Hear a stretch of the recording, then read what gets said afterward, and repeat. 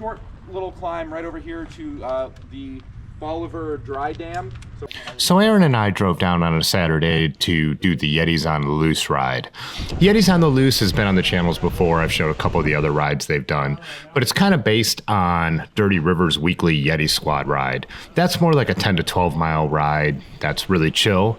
So our friends Scott and Tony started planning a monthly Saturday ride that was somewhere a little farther away and a little more mileage. This one being, I think, about 33 miles. They always plan like a really cool route. I've done a lot of this route before because they did do another edition of Yetis on the Loose down here before. That was a really cold November day, so this was really nice to see it in the summer with everything being green.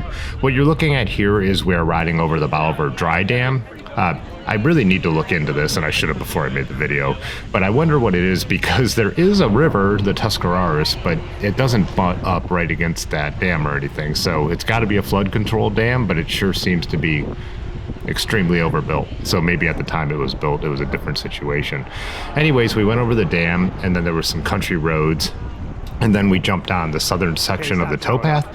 The southern section of the towpath is one of my favorite parts. It's just a little more rugged. It's almost more like true gravel riding than bike path riding.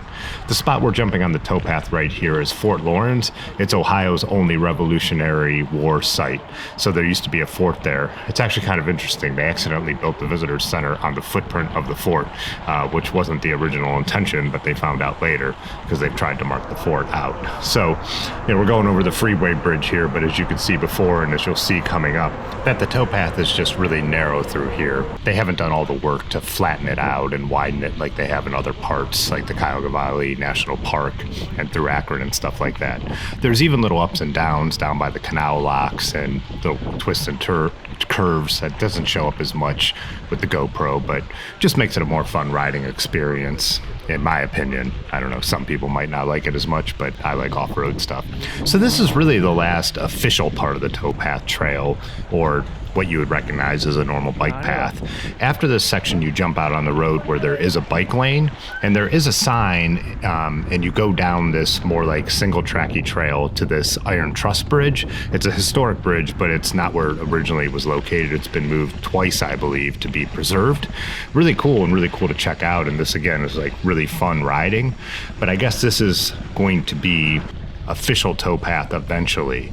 So I thought it was going to happen already. I've heard various different dates. I thought it was going to happen 2 summers ago. I don't know what the holdup has been, but anyways, I think it's more fun now. It'll be great when they finish it. It'll be more accessible to way more people, but you kind of go over that bridge a little bit more trail that looks like this right here, and you jump out and you go around a corner, and then the trail becomes almost completely overgrown single track. Again, really fun to ride. The only thing to note is if it has been rainy, this section could be really muddy. I don't think it would be very good on a road bike. I think the narrowest I've ever gone through here is on 38s, and that was on a loaded bike. Actually, my first bike tour ever. We did 3 days going all the way to the end of the towpath.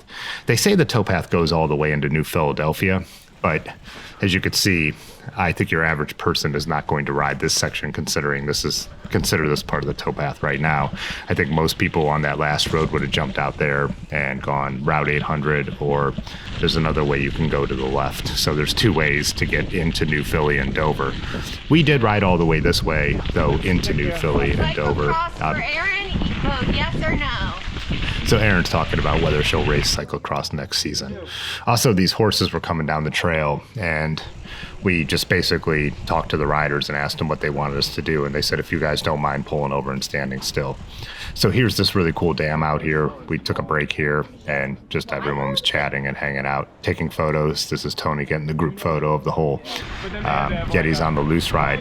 And after that dam, you could see it's more like double track, very easy to ride here.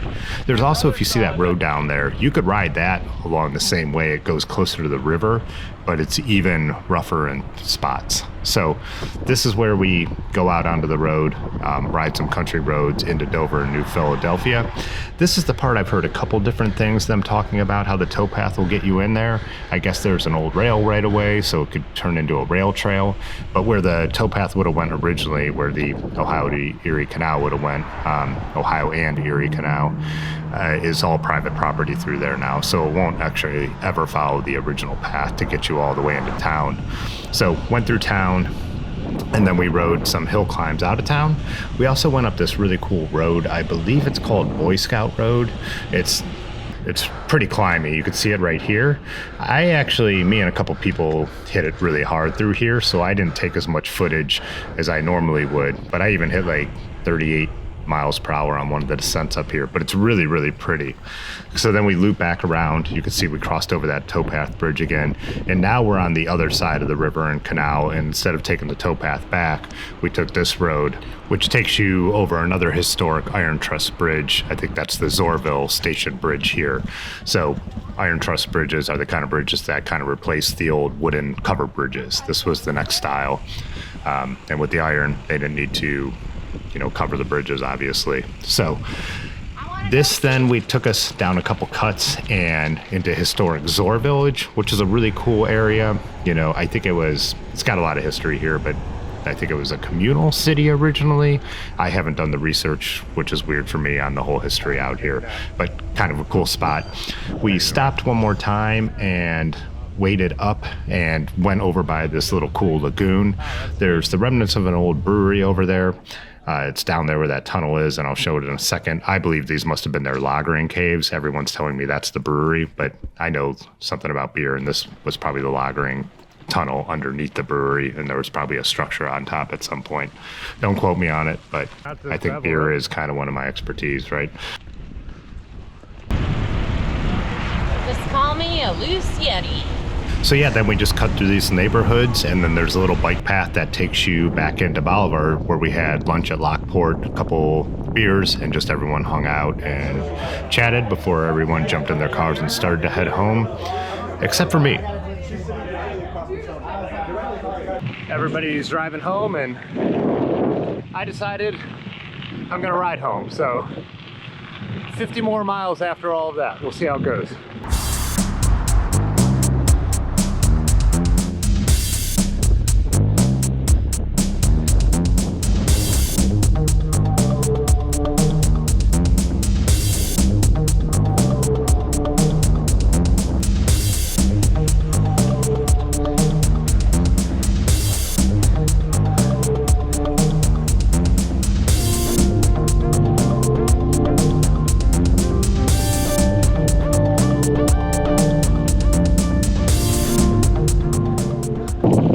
By the way, we had climbed 1,200 feet on that route, but my route home until the very end will be pretty much pan flat on the towpath. A couple little bumps and bumps, but not much.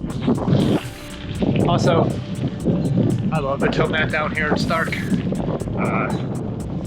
Much more gravelly, much more like actually doing a gravel ride than riding on a bike path. So, if you've ever been on the C&O Canal Trail, that's a lot more what it's like this far south on the towpath in Ohio. Also, maybe once we get past Massillon, we'll be on the Ohio to Erie route, so maybe we'll see some bike campers and bike packers along the way. Once in a while, if I'm in the mood, I do like to chat, especially the solo ones who kind of enjoy the conversation if they've been going at it alone through the woods like this for a while.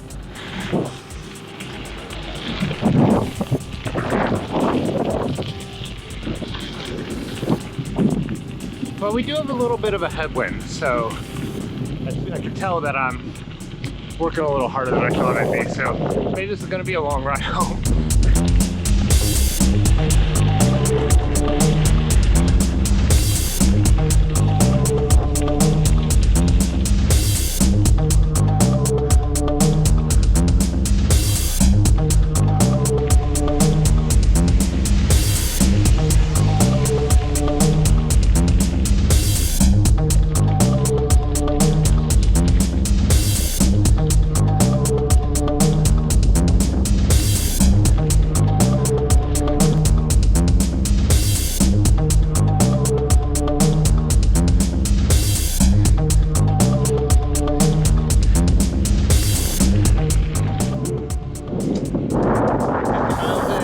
century.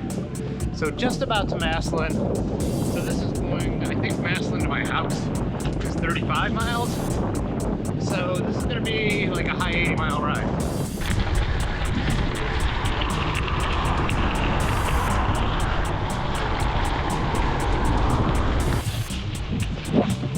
I didn't think there was any chance of rain today, but it is looking gray and dark ahead.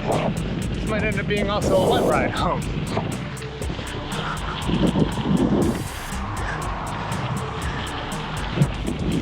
I also probably haven't mentioned that besides one chicken tender in my bag left over from someone's lunch, I have no snacks, so definitely gonna have to be a sugar stop somewhere.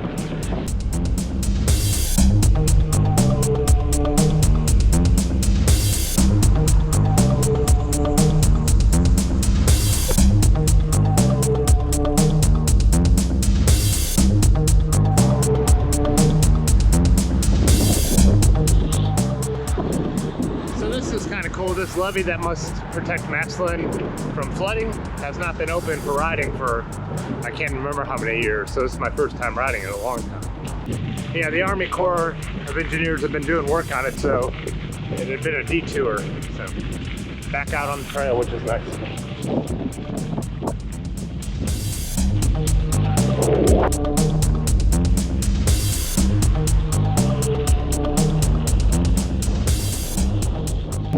That's the last of our sun before we get drenched. 59 miles in. One good thing about the Great Clouds is the temperature drops, so it's much more pleasant, and the headwind's not as bad. I'm trying to decide how far I can push it before I figure out where to stop and pick up some candy.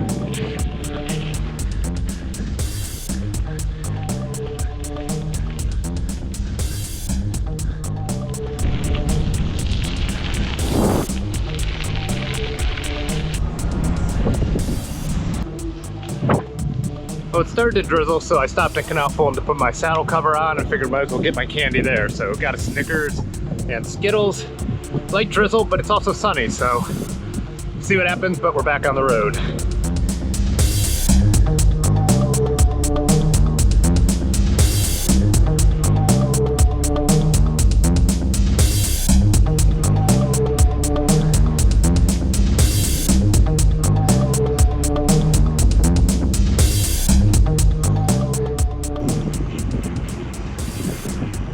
All right, 69 miles in.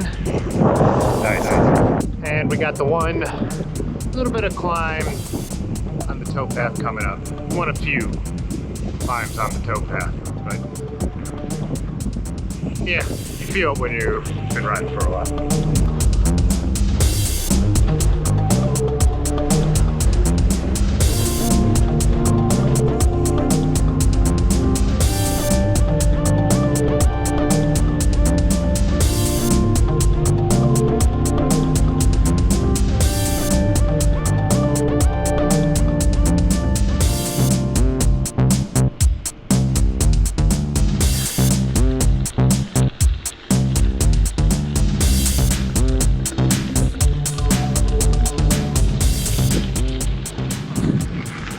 76 miles in.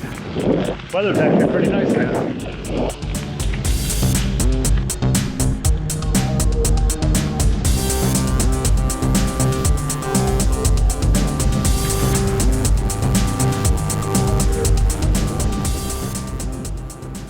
One of the last times I'll show these, they're about to tear them down. 80 miles in also. The towpath is diverted for the fireworks, and they're letting everyone park then in the bike lane where you have to go on the detour. Like, seriously, Akron, get your fucking shit together. This is bullshit.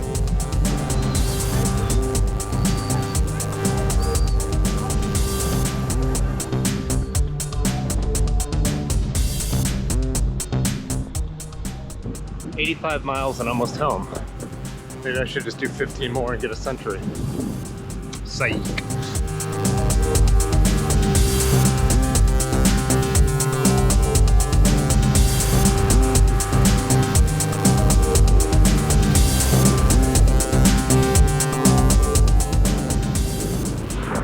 Gonna finished with 87 miles, so great day out with friends and then a solo rip home.